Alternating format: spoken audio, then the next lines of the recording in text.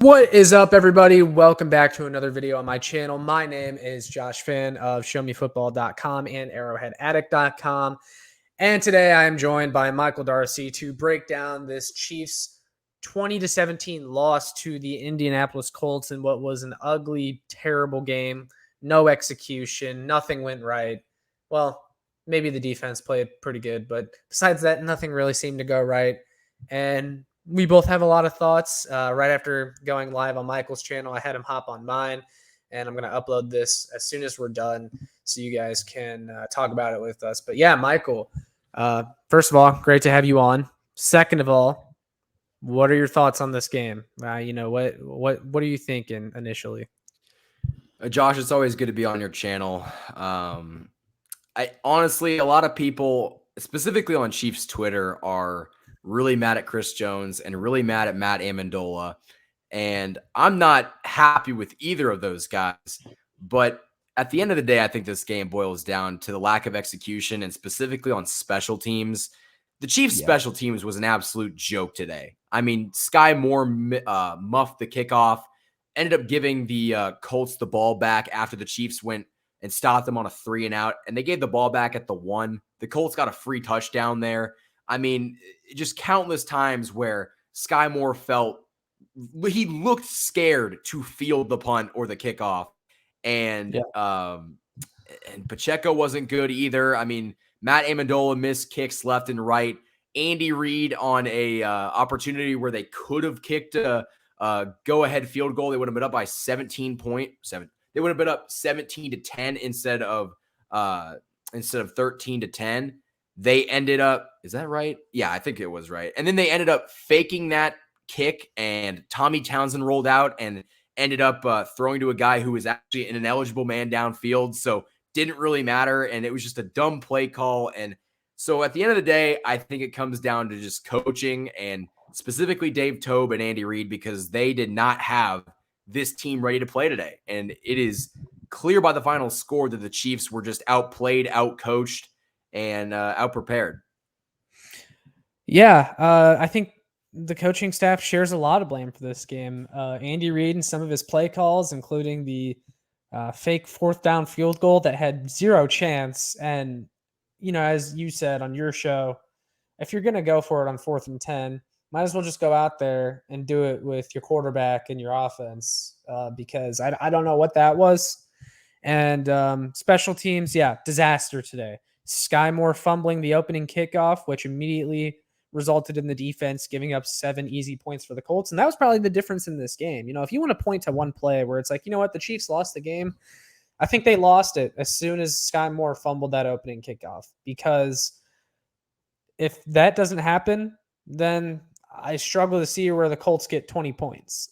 And that would have meant the Chiefs win by default, really, because the effort that they put out there today, they could have won with had that not happened. But, I've always criticized Dave Toub. I've always said that Dave Toub is an overrated coach, and he had a couple good special teams units back in the day when he first came here with Andy Reid. But since then, I've always been unimpressed with his special teams, and it's because of the decision-making that it seems like there's or lack thereof, I guess. Because Sky Moore also, he fair caught a punt, or was it a kicker punt? I don't remember. But he fair caught one like at the 1-yard line. Okay, what is going through your head there? Like, what are you thinking? Dave Toub has always coached his players to take kickoffs out of the back of the end zone, because he always tells his players, if you feel like you have a good chance to return it, go ahead and do it. I trust you. Well, if you tell that to an NFL player, every single one of them is going to think they can return it out of the back of the end zone. So we tend to see that a lot when they should be taking the touchback instead. And yeah, special teams was a disaster today. You said it, though, at the beginning. A lot of people are going to be mad about Chris Jones and Matt Amendola. I think the Matt Amendola hate is justified. That dude needs to be fired into the sun after this game. But Chris Jones, as I said to you, if you made a list of things or a list of reasons as to why the Chiefs lost this game today, I don't even think Chris Jones is in the top 5. Chris Jones played actually a pretty good game. The defense overall played a good game. Nick Bolton, too. Shout out Nick Bolton. He was out there. He was a tackling machine, stopping the run. Darius Harris filling in for Willie Gay stopping the run. L'Jarius Sneed got a sack today. The defense played good, including Chris Jones. That flag, though, that BS flag, in which Chris Jones said after the game he didn't think he said anything bad, that's something where, yeah, in that moment, people are going to blame the game on Chris Jones. But when you look at the game in its entirety as a whole, Chris Jones was not, he was far down the list of problems. Chris Jones is not the reason they lost today. Chris Jones was the reason they were in the game. Okay. The offense failed to execute. As you said, the coaches, I think they failed to prepare the team for this game. I think they overlooked the Colts, and it's one of those early season games that we've seen from the Chiefs several times now where they just came out and they laid an egg, and you just got to move past it. Yeah, if you dwell on this loss for too long, it's one that could really derail your season. And with how loaded the Chiefs' schedule is through the first 8 games of the season, you can't afford to dwell on this loss. It's a loss that sucks, and you need to learn from it, but you can't keep it in your mind because it could lead to problems in the future. And specifically in the kicking game, kicking is so mental, and if you're thinking about this moving forward, I mean, it's just going to mess you up even more. And Sky Moore as a returner, he lost a lot of confidence in this game because also one of the plays that sticks out to me is not where he fair caught it at like the 1 or when he miffed it at the 1, but it was within the 10. He was squaring up to get underneath it. And I don't know if he didn't see it in the sun or he was just scared to get it. He let it bounce to the side of him and it ended up getting down within the 5. I don't think he wanted anything to do with that ball, anything at all. And I think that, Dave Tobe did not handle that situation correctly. Put Mecole Hardman back there. I'm not the biggest Mecole guy, but Mecole has done it long enough to where he at least has some knowledge and has some confidence because Sky Moore just doesn't have that. And, we're going to fire Matt Amendola, and for good reason. But you don't win last week's game against the Chargers without Matt Amendola, and you don't win the last game without Chris Jones. So, yeah, it sucks to lose this game. But, kind of like you said, this is just one of those early Chiefs season losses that it doesn't end up coming back to hurt them that much because they always find a way to overcome it. And I remember a couple years ago, they lost to the Colts in the regular season. It was a game in which Justin Houston was making his return to Kansas City. They were hyped up. They were coming off of their first AFC Championship game appearance, and I can't even remember how long.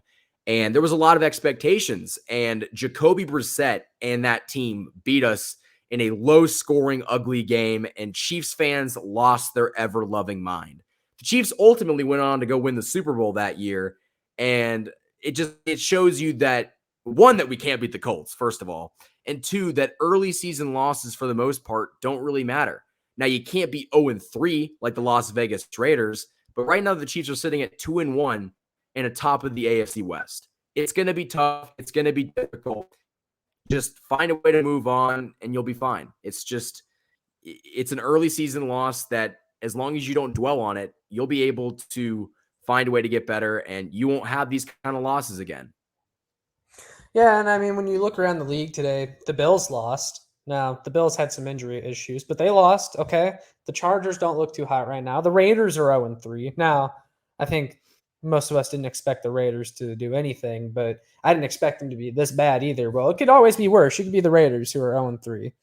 The NFL has a lot more parity than it used to. And this game, it does not mean the season is over, okay? The Chiefs are going to be fine. It sucks. And someone said it when we were on your live stream. They're like, oh, you guys are writing them off already. Well, I'm not writing the team off. I just, and I'm upset about it. I'm not super mad because I'm a Mizzou football fan and I'm conditioned for heartbreak, but it's not the end of the world. It's really not. This is a game where they were unprepared. They didn't look motivated. They didn't look like they even wanted to be there, and it happens. But we've seen this team play better before. We saw them put together a masterpiece in week 1. Week 2, they went out there and got a tough win against the Chargers, who are one of the best teams in the NFL. And they just laid an egg today, and it happens. They're going to have a chance to bounce back next week against the Buccaneers, who can't seem to score any points. The Chiefs will have to score points in that game to win. But but we'll talk about that when we preview that game. We'll get a little bit more into the concerns from this game, though. So on offense, I thought the receivers had a hard time getting open. The offensive line did not do Mahomes a lot of favors. Orlando Brown in particular, we complained about him a little bit on your live post game. He does not look like a top left tackle that should be getting paid $25 million a year. Honestly, he'd be lucky to get that offer again that the Chiefs offered him this offseason that he rejected. Andrew Wiley ended up going down for a little bit, came back, wasn't great. The Chiefs didn't run the ball very well today either. Clyde Edwards-Helaire, he had 7 carries for 0 rushing yards. I think their leading rusher was Mahomes, I think. Either him or McKinnon. Yeah, Mahomes was their leading rusher today. There was a lot of leaning on Travis Kelce because the other guys weren't really doing much. Juju had an okay game, nothing special. We did see Mahomes go back to Kelce a lot, though. MVS was quiet. Sky Moore can't seem to get on the field on offense still. Justin Watson, he had that dropped pass that would have went for a first down in the second half. That was a frustrating one. They just looked out of sync today. They looked like like we said, they were unprepared. And it was really just a lack of preparation on every side of the ball and every phase of the game except for defense, because the Chiefs defense came to play in this game. If you take away the touchdown the Colts scored when they were on the 1-yard line, Chiefs only gave up 13 points. I'll take that every single time. And I know the Colts offense was struggling, but again, the defense was not the problem in this game. It was just the offensive execution and the special teams. And you talked about it. Patrick Mahomes, for as great of a quarterback as he is, did not have a good game in this game. He played poorly. And I think that this game showed how much he relies on Travis Kelce, because there was a couple times today where I got actually disappointed that he tried to go to Travis Kelce. And I normally am not like that. I think that Travis Kelce's open like 95% of the time, and you should just try to give it to him at all costs. But it just seemed like today it was going to Travis Kelce or was going in the ground. There was no other option. And I think that he's got some weapons.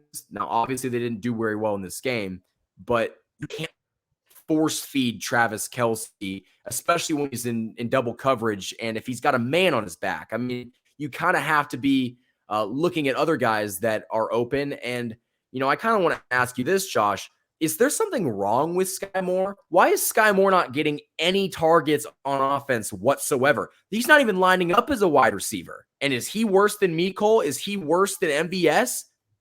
I don't know. Is he worse than Justin Watson? I mean, yeah, it's a fair concern because he had a great play in week 1 where his first catch in the NFL went for 30 yards and he was making a bunch of guys miss. And it's like, how does that not earn you more snaps? And Andy Reid said, they're easing him into the offense. And it's like, but are you? Because I don't know what his snap count was today, but it doesn't seem like he got much of an increase from last week or the week before. And, when they traded Tyreek, a lot of our justification for it was, they drafted Sky Moore after they traded Tyreek. But it was like, hey, they brought in MVS and Juju Smith-Schuster and they drafted Sky Moore now and they got all this depth. Well, you're not even using it. And it's like, what the heck? And I know Sky Moore is only a rookie and I'm not panicking about him yet because it is only week 3. And I do think he will play more as the season goes on. But when the offense is as stagnant as it was today, why not throw Sky Moore out there? Why not? If anything, just give your offense a bit of juice. Like Sky Moore is able to open up the field. I mean, we saw how quick his release is. We saw how good his hands are. And when you're going to guys on big third downs like Justin Watson, I'm not a Justin Watson hater. I think that he's already kind of lived up to the hype, catching that touchdown pass against JC Jackson. My expectations for him were very low, but what does that say if he's more trusted than your second round draft pick? And, we saw today they force feed Mecole Hardman on this stupid jet sweep every single freaking week. He got 2 yards. I think he got banged up on the play too. Like, They do this every single game. They try to get him into space. They try to run these little jet sweeps, and I like the jet sweep. I think that it works a lot, but the problem is they don't know when to do it. Like they did it at the worst possible time, and Mecole got like 2 yards on the play, and at that point it was like 3rd and long, and then the drive was over. Yeah, and I think the Chiefs receivers, I think they do miss Tyreek Hill a little bit. I think the offense misses Tyreek Hill a little bit, and people don't want to hear that. And I get it. You know, we're all salty that Tyreek Hill is gone, but they do miss him a little bit. And today is an example as to why, because the receivers that the Chiefs brought in this offseason didn't really step up. Travis Kelce was relied on a lot. And that's something that you can expect to happen when you trade away one of the best offensive weapons in NFL history. Offense is going to take a step back a little bit. There are going to be lumps that you take with transitioning into this offense that has a lot of new faces on it. And I said that to you already in your post-game show. The receivers, I still believe in them. I believe in the depth that the Chiefs brought in this offseason. I don't think they're going to be as poor as they were today all season long. Again, I just think this goes back to this was a bad game. They were unprepared. They overlooked the Colts. They laid an egg, and this kind of game happens. Now, to your point that you mentioned to me, the Chiefs can't play for crap like 3 quarters and expect to win games anymore. You know, I said that last year because I thought the league was catching up to the Chiefs already as it was. And it's like, hey, you know, you can't do this Mahomes hero ball thing that you did the first couple of years when he burst onto the scene where you are playing terrible for 3 quarters and Mahomes hero ball ends up saving you and all these cool fourth quarter comebacks. And they gave us a lot of cool memories and the Chiefs won a Super Bowl, but it was unsustainable. And we've seen the league catch up to Mahomes. Teams have made moves to try and match our talent level. And that means that the Chiefs had to improve. And to their credit, the defense looks a lot better. The defense is the reason that they were in this game. You know, if this was the defense from last year, this could have been a blowout because that defense let anybody score. And I also said it. They were the worst defense in NFL history through the first 5 weeks of last year, and they were able to turn around and come back from that and make the AFC Championship game. If they can come back from that, they can come back from this loss. It was a bad loss. They should have won, but the season is not over. Like, the Chiefs are going to be fine. I'm not concerned. It's been a really bad weekend of football for me, so I'm just kind of deflated at this point with Mizzou and the Chiefs now, but I'm not worried. My weekend after KU won was like KU won high, and then after that, it's been a steady decline since then. Yeah, it's been rough, and honestly, I think that the reason why, obviously, it's frustrating to lose, but the reason that I'm not really like up in arms about this loss, I guess, so to speak, is because the Chiefs do this every single year. They lose to a team that they shouldn't lose to. Last year, you could argue it was the Bengals in the regular season, or who else did they lose to? That was bad. I don't remember. They played the Giants close that freaked people out. They played the Eagles. Like, they played some teams that they shouldn't have done, that they should have just blown out of the water, and they didn't, and they kept them around. And this just kind of stuff happens, and it's frustrating that it always seems to be against the Colts. That's what's frustrating. But I will say that the year that the Colts, I think you probably already mentioned that they went on to win the Super Bowl the same year the Colts beat them back in 2019. So it's just like, yeah, it sucks, but the Chiefs will be fine. I think anybody that believes the Chiefs are done because of this loss is sadly mistaken. I mean, if you're looking at the AFC West right now, the Chiefs still hold that number 1 spot. Chargers, I don't know what the score is against Jacksonville, but you know, the Broncos are probably going to lose tonight against the 49ers, and the Raiders are 0-3. So right now the division is still yours, and the Buffalo Bills lost today. So it's just like you're seeing right now every team kind of take that first loss. Is it frustrating? Yeah, but that's football. Yeah, it's any given Sunday. Anyone can beat anybody, and that's what happened today. The Colts beat the Chiefs because I think the Chiefs overlooked the Colts, and the Colts are coming off a bad loss from last week, and they wanted to come out and make a statement, and that's exactly what they did. And it's really inexcusable from the Chiefs. I know it kind of seems like we're making excuses for them a little bit. It's not that, but it's that we've seen them do this before, and then they come back and they're fine. Like, the Chiefs are going to be fine. Yeah, you don't want this loss to happen. It's a terrible, horrible loss, and there are a lot of things that make you cringe, and you're concerned. And there's going to be talking points like, is the Chiefs offense good enough to make the playoffs, or is Andy Reid still a good head coach? Those are all overblown storylines that I'm sure we're going to see. But looking at the Chiefs' track record, I think they'll be all right. Yeah, I mean, the people that believe the Chiefs season is over are the same people that want Andy Reid fired after a bad loss, and it's just, guys, we're gonna be fine. I hate to be that spoiled Chiefs fan, but we're the Kansas City Chiefs. We'll be fine. We'll figure it out. Like, you started the season off with a bang, winning your first 2 games. You dropped a game that is tough, but you're gonna have a chance to play Tom Brady and the Bucks, and the Bucks don't look good at all. And you get some momentum building, some confidence, and this loss is just a thing of the past as long as you learn from it and you get better. Now, I have a question for you. Do we know when Harrison Butker is coming back? And if he isn't back by next week, instead of bringing in why not? Because we know what I was thinking at that point in time before Mahomes threw the interception that lost us, closed the game.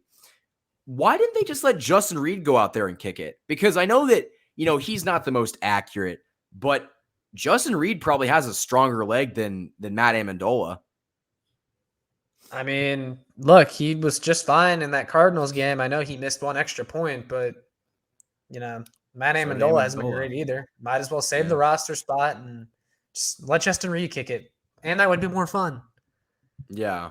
Now, the problem is if you're in a situation where you need to have a kicker, I mean, being able to go to someone that's reliable is important. I wonder what our old friend in Rodrigo Blankenship is up to right now. I know he's a guy that got cut by the Colts, but yeah, maybe he's they might have to look around again.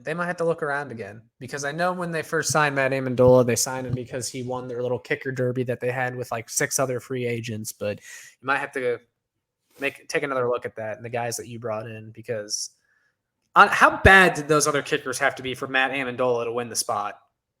Well, Cody Parkey was among the group, so that answers the question. Yeah, clearly not good. Yeah, no, it's not very good at all. So if Harrison Butker comes back, a lot of the problems are going to be solved.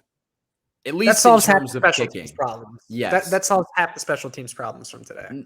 Now, I mean, the Chiefs win this game. The Chiefs win this game if they had Harrison Butker, because when we talk about that 4th down play where they faked the field goal, I feel like they probably take the points there if they had Harrison Butker, but the Chiefs knew that Matt Amendola wasn't reliable, so that's why they went for it. And I'm not justifying the play call though, but I think if Harrison Butker was there, they probably would have taken the points.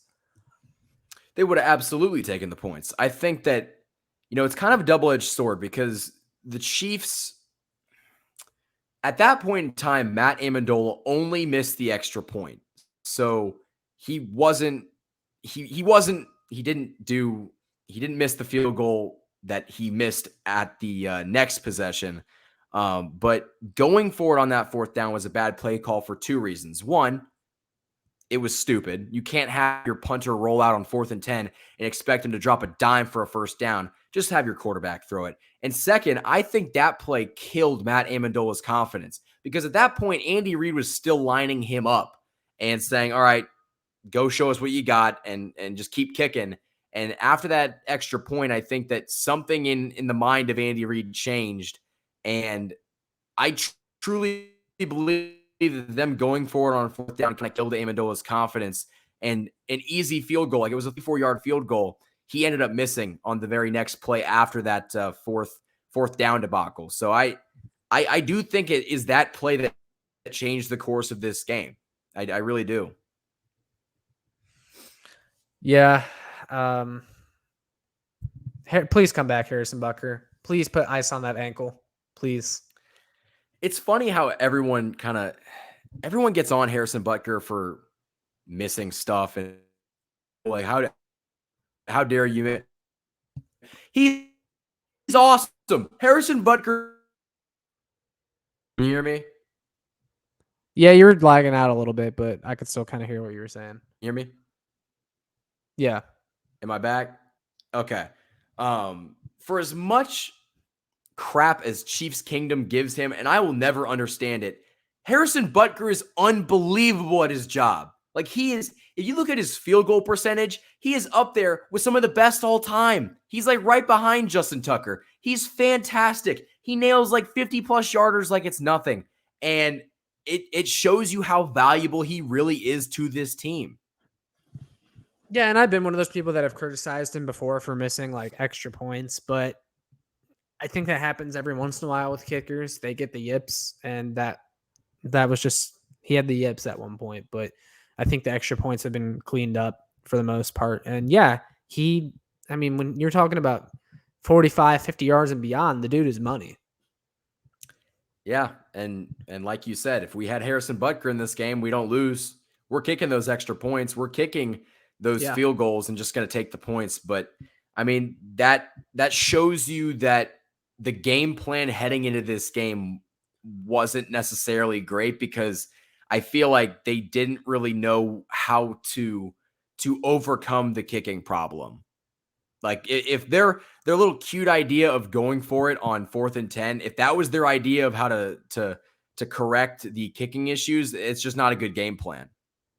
Yeah.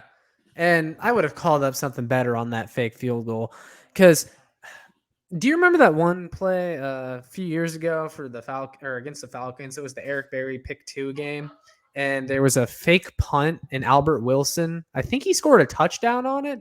I know it was like a 50-yard play though. I wish I missed those days with Andy Reid, because it's been a while since we ran a fake, and I was thinking that a couple weeks ago. It's been a long time since we just said F it and faked the field goal or faked a punt, and then they did it today. But God, the play call sucked. The play call, it didn't make sense. And I would have just rather give an opportunity for Amendola to kick it through. I don't know what the field goal was at that point in time, though. It might have been deeper than 45.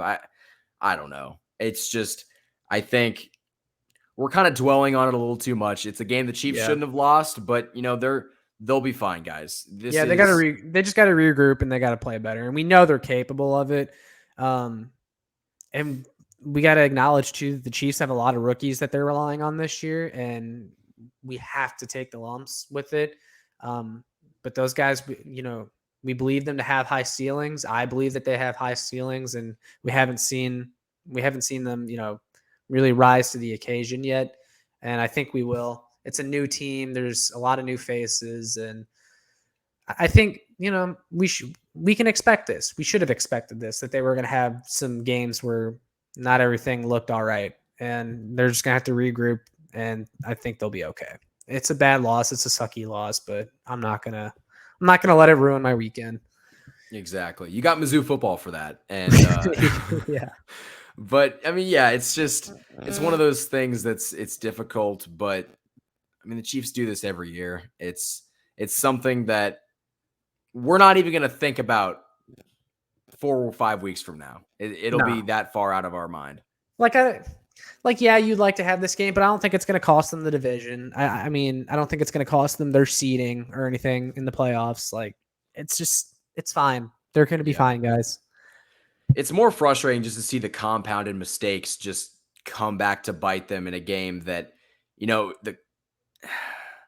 the Colts deserve to win, but I would say that the Colts deserve to win, but the Chiefs deserve to lose more than the Colts deserve to win, kind of thing. The Chiefs gave that game to the Colts, and anyone saying otherwise, I don't think you watched the game necessarily, because it was a sloppy game plan. But yeah, this is definitely one of those games where I think the Chiefs lost more than the Colts won.